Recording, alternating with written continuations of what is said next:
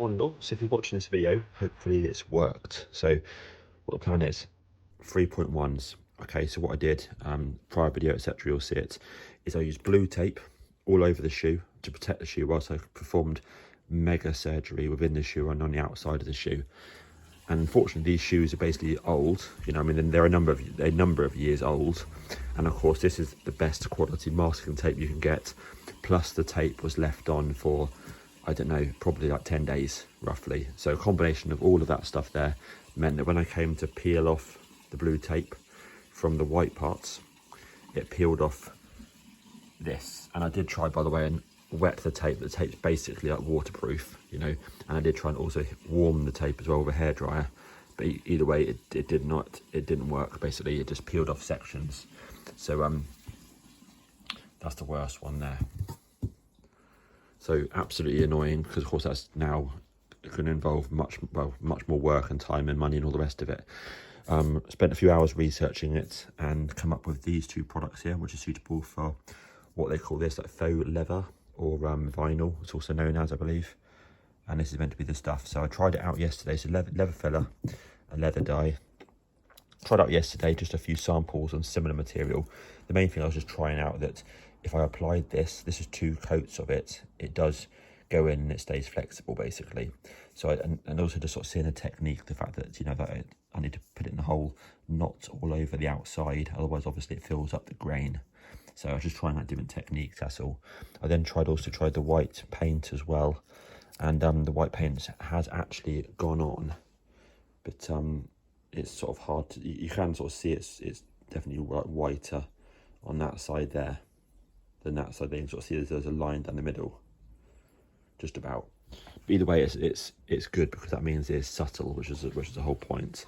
So the strategy now is I'm now going to mask up the shoe using plastic bag over the top just to protect this, because this is what's probably working on mags. Yeah, once you get a dot of white dye or white this on that, you're fucked basically. So this is a problem when you work on these shoes. It's very, very, very difficult, and obviously this is an unexpected issue. This one here is. So yeah, I'm going to go over now, carefully fill all of these, the first layer, then I can go out for the day, come back at some point, and then I can then fill it again, and then I can start then to sort of like texturize it with, for example, bending this over here, putting some on and dabbing it on to try and get some texture, mostly onto just the big bits here, the obvious bits. Not so concerned about the back bits there. Also, I'll try obviously, but this is the key section.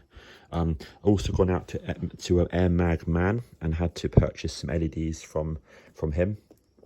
Can't get them anywhere else basically, so hence why that's still open. So I've done that shoe there with lights, with LEDs.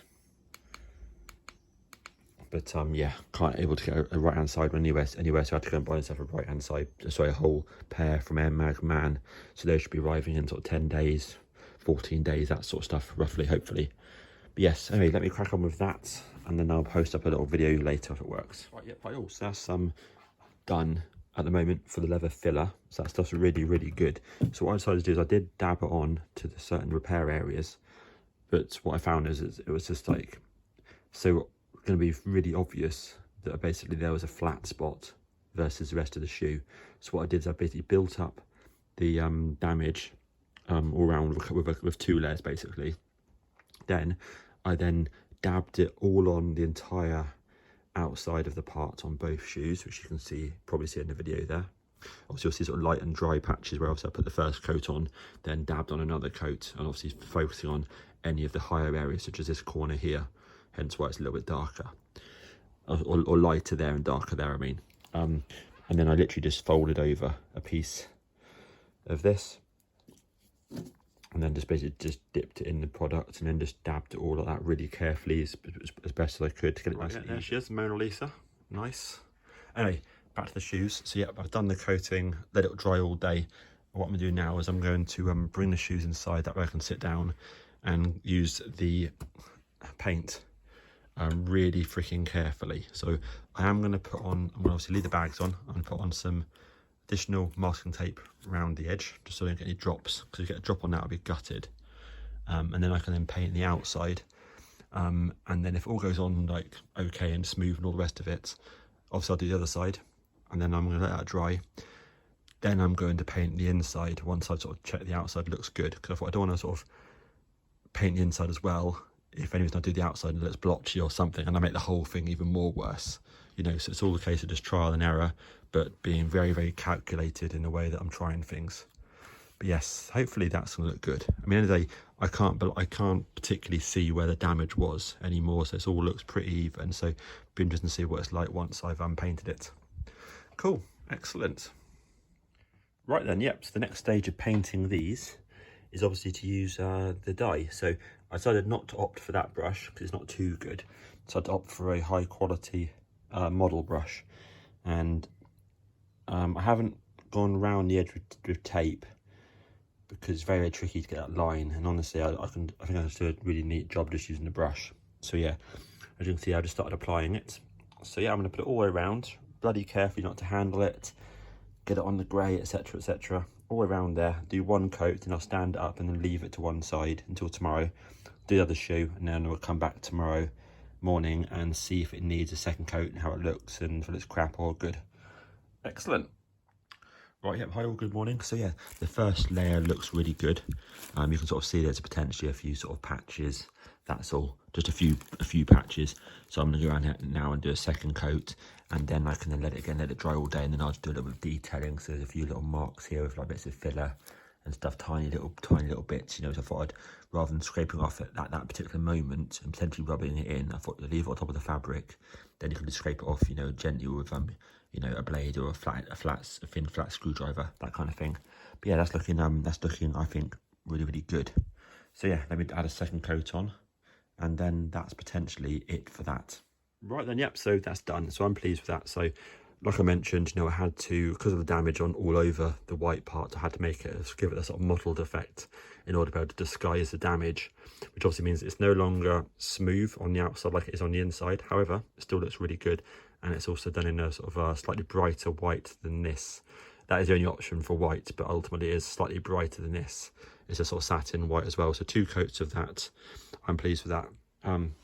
Products there, same place on eBay UK, £8 and £6 roughly.